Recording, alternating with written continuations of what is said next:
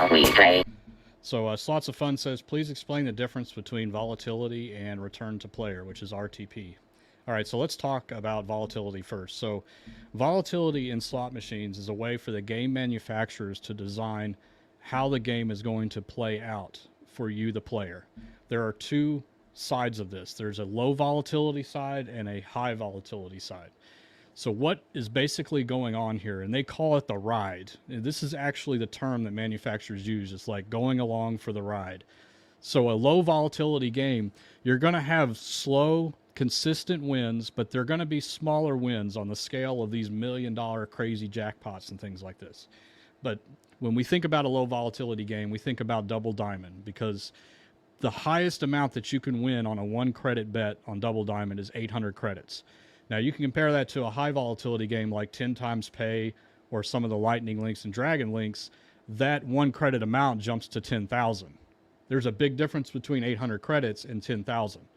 And so what is going on there is that if you think about a Double Diamond with the slow and steady wins like this along the way, you have the 10 times pay where it's just flat line and then boom, you know, big wins, giant wins, but there's a lot of dead spins or spins where you get less than your bet back. Even though the payback percentage on these machines are set exactly the same at the finish line, at the end, the way that they get there is a much different path. Ones are slow and steady, and some are very risky with dead spins and giant win potentials. And so we always recommend the lower volatility games because your bankroll can last a lot longer. It's more consistent. You don't have to have a large bankroll to try to get a win. And also you can earn comps faster because you get more coin in and coin out because you're getting that return back. And so the other side of that, the high volatility, they're fun to play, but you should always limit yourself. You should always go into those with the mindset, I'm going to do 10 or 20 spins on this and then I'm out. I'm not going to chase the bonus, because they're designed to do that. They're designed to get you to chase and chase and chase. A perfect example of this too is Huff and Puff. I've seen so many people put $500 into that machine betting $2.50 and get nothing, no bonus round. And then I've seen people sit down and in the first 10 spins they get the bonus round. It can happen, but the thing is that it's very difficult to get that. So it's just a different play environment. And so you just need to be on the side of which you are more comfortable with. Do you like slow and steady and consistent wins, or do you like to be risky and you have the bankroll to back it up? So that's why we talk about volatility so much. This is a manufacturer's term. They build it into the game programming. This is how the games are designed. Some are designed to be more high than low, etc. All right, next one, return to player. So return to player are the statistics of averages of all of the results of the coin in and coin out of all the different slot machines within a certain jurisdiction or a certain casino, typically broken down by denomination amount. So if you go to, say, the State of Nevada Gaming Commission and you look up the return to player statistics there, they will break down and say, you know, over the last month, over the last quarter, over the last year, here are the results. This is how much coin in, this is how much coin out, and here is what the return to player statistic percentage number is. Okay? This is not the same number that is set on each individual machine.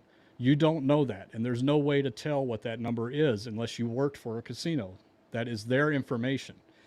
But the return to player is a big aggregate. It's an aggregate of all of these averages of all of these machines running during that certain period of time. So you are going to see swings for a lot of factors. If it's a busy time of year, you're going to see more coin in and coin out on those machines. And so it could mess with the average a little bit. If you go through an instance like COVID, we saw a lot of changes. We saw a lot of this kind of crazy stuff in the return to player statistics because a lot of machines weren't getting played. Some were getting played more than others because a lot of the casinos were at 25% capacity, for example. And so the numbers went all over the map. But now they're starting to even out again because everything is being played about equally. So that's what the return to player. The reason that we say that is not really important to you in the short term is because, number one, that does not tell you anything about what the percentage is on the machines. And even if it did, let's say that you would assume that all these machines are set at 93%. That does not guarantee you anything in your individual session. We did a perfect example video on this where we played pinball.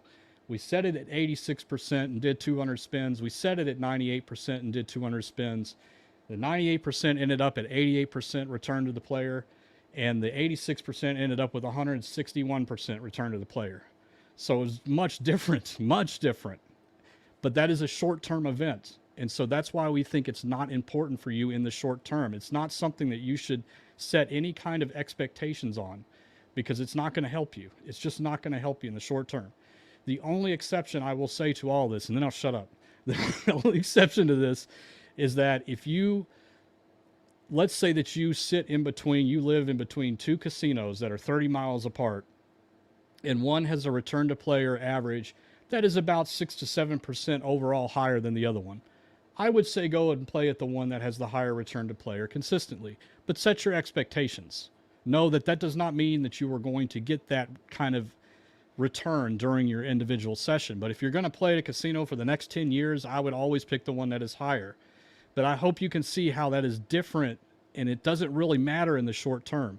There are so many other things that are super important, like the budgeting and the luck and playing the right denominations at the right times. And those are the things that are important. All this stuff about RTP and payback percentages are not something. It's your brain trying to find patterns in something that doesn't exist, and nothing that you can do to get some kind of edge over the machines or the casino. All right, sorry that was a very long explanation, but I hope you guys understood what I'm trying to say here. It's a very important topic. It comes up all the time, and I'm going to keep explaining it, because I hope I can help just at least one person understand what's going on there. All right, Brantley, why don't you take like the next 20 questions or something? All right, so I'll take some more questions really quick. Slots of fun though. I do want to just add a couple of things onto that. So the term volatility is an industry term. Everybody in the industry uses that term, and if you do have questions about it, it's on their website. It's listed on their website. So if you really want to know, if you go to IGT's website, for example, go to IGT's website, look up some of their games. They have a slot, like a list of their slot games and stuff. It's publicly accessible. You can go and look it up. It will actually tell you on there, player has the option to choose between a high volatile bonus or a medium volatile bonus, or this game is high in volatility, this game is low in volatility. It is an industry standard term. Also that being said, it is also on the par sheets. It is on all the documentation for all the slot machines. So it is very, very easy to check that. So yes, volatility is a huge factor. That is the biggest deciding factor. When a casino goes to purchase a slot machine, they look over a lot of different things.